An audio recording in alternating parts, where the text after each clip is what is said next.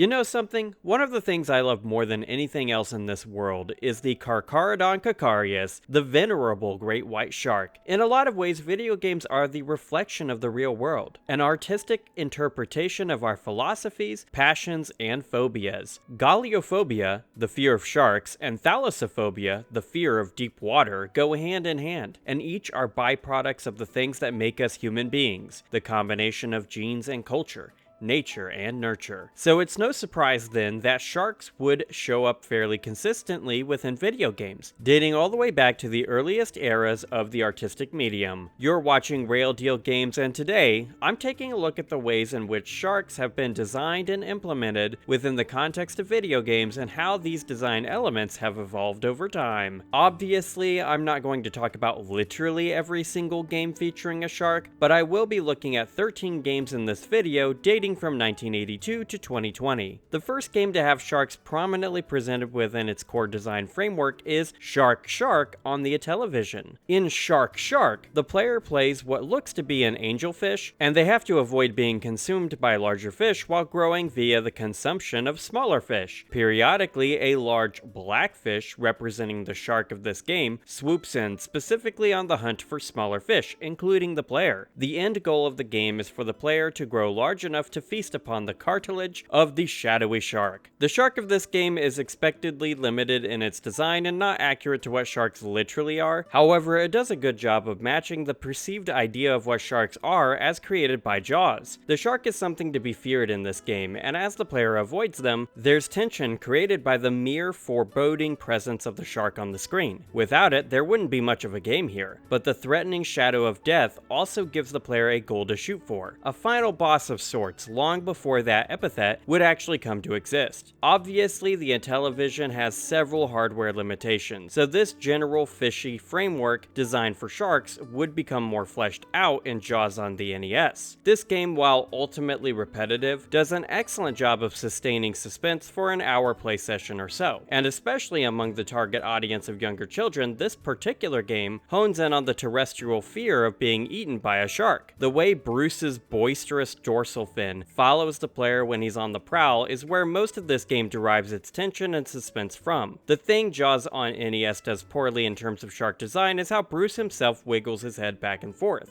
This sort of movement is something sharks do, but great whites specifically have a concentrated mass of anaerobic muscle around their dorsal fin that cuts down on unnecessary movement and wasted energy. It's why they have the ability to swim for great distances constantly without sacrificing their burst speed potential when snapping up a juicy seal. In the grand scheme of things, 1987 is only 12 years after Jaws released, so this element of shark research likely wouldn't have been known by the developers, and it's not like it's an intuitive idea for the mechanical design of biological movement systems. Thuniform locomotion is not something every fish does, and other sharks do move their heads like the sprite in Jaws, so it is possible they saw a smaller shark move in this fashion and just assumed great whites move in much the same way. Movement is an important aspect of making animals seem believable in games, and this is an aspect of shark design that games have massively improved upon over time. After the advent of 3D modeling, shark movement could be better represented in games. Namely, the sharks in Resident Evil, Tomb Raider 2, and Ape Escape stand out the most to me. Now, the ones in the original Resident Evil make up a comparatively small part of that game and are often looked over in discussions of the title. What I find particularly interesting about their design is how movement is more centralized on the tails of the sharks in this 30-second section of the original RE1, which is on its own a massive improvement over how Bruce moves in the 1987 NES game. Adding to this, Tomb Raider 2's sharks move in much the same way while also being a far greater threat than those of Capcom's esteemed classic. This is the first game I can think of that adds the rending, tearing motion sharks have upon biting prey into their repertoire of motions as well, further adding to the design of sharks within this era of gaming. The fact that there's a great white in level 1 of the Golden Mask expansion, the Cold War, which takes place within a frigid landscape, is kind of cool too, since great whites have regional endothermy, which basically means they have the ability to regulate their body temperature in certain areas of their body, such as their brain, stomach, and muscles. This in turn allows them to hunt in colder climes, something I don't think a lot of people think about. The sharks in Ape Escape are far more limited in their design, being little more than environmental hazards within the context of their game. This, though, has its own good bit of shark design, as many sharks are able to turn on a dime, which is how they function in this game, jetting back and forth between two set points, deviating only when Spike is within biting range. These are obviously not designed to be super scary or complex, as they are little more than set dressing for the level they show up on, but they are worth mentioning because of this locomotive factoid. Locomotion is something Jaws Unleashed from 2006 fails to do super well, despite being the first game of significance to put players in the position of the shark itself.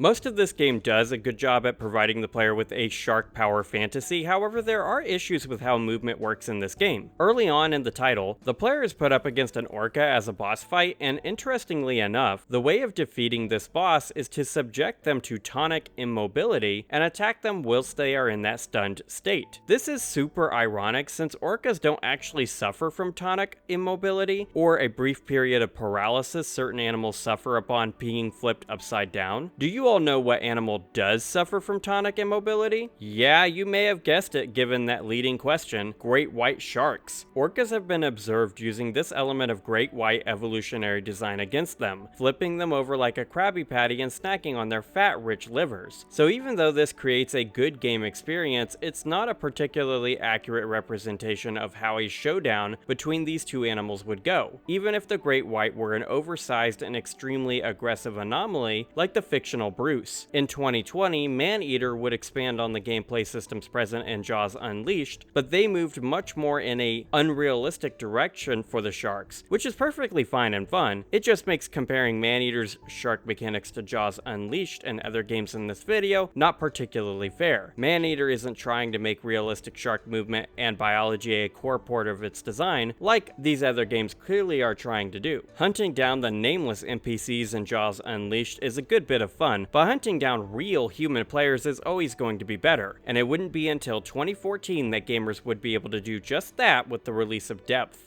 In Depth, players are split into two teams, divers and sharks. There's a few game modes they can choose to play in, but what I want to focus on in this video is how shark design is expanded upon in this title versus what came before. The first thing I noticed when playing this game was the implementation of overtuned ampulla of Lorenzini. These things are the little black dots on the snoots of sharks that function as electrosensors, helping them keep track of movement within a 1 meter range of their body. This is why the ampulla of Lorenzini is overtuned, to the detriment of Depth's design, as the shark players are able to see where diver players are even when they are motionless and from incredible distance. This would have been an easy fix too, since the developers could have made these things kick in whenever the shark player got close enough to a moving diver player, and it throws the balance completely out of whack to have this element of sharks buffed within the context of a video game. In this way, a more accurate representation of shark design would improve the game's design, which is not always how adding reality to a game works out. Depth also adds the super nice kinesthetic touch of having the shark players rip and tear their meals, rending flesh from bone, by quickly moving their mouse back and forth after clasping down on a meaty morsel. It's a simple touch that adds a lot to the experience of playing a shark. In all of the examples from today, there's one big thing missing from the shark design of each game, and that's the prompting of